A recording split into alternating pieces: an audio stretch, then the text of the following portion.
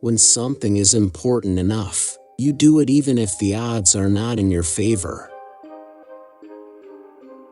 Some people don't like change, but you need to embrace change if the alternative is a disaster.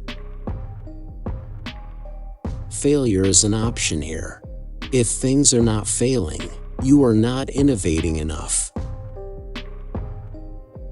The path to the CEO's office should not be through the CFO's office, and it should not be through the marketing department. It needs to be through engineering and design. Persistence is very important. You should not give up unless you are forced to give up.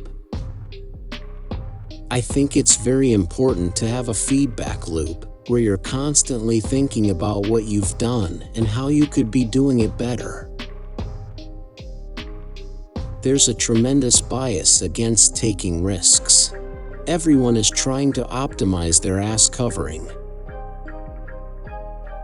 It's okay to have your eggs in one basket as long as you control what happens to that basket. Brand is just a perception, and perception will match reality over time. Sometimes it will be ahead, other times it will be behind. But brand is simply a collective impression some have about a product. I don't think it's a good idea to plan to sell a company. It is a mistake to hire huge numbers of people to get a complicated job done.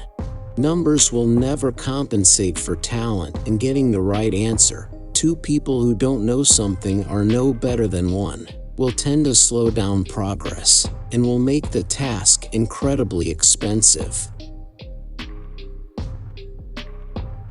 A company is a group organized to create a product or service, and it is only as good as its people and how excited they are about creating. I do want to recognize a ton of super talented people. I just happen to be the face of the companies. People work better when they know what the goal is and why. It is important that people look forward to coming to work in the morning and enjoy working. If you're co-founder or CEO, you have to do all kinds of tasks you might not want to do. If you don't do your chores, the company won't succeed. No task is too menial. I say something, and then it usually happens. Maybe not on schedule, but it usually happens.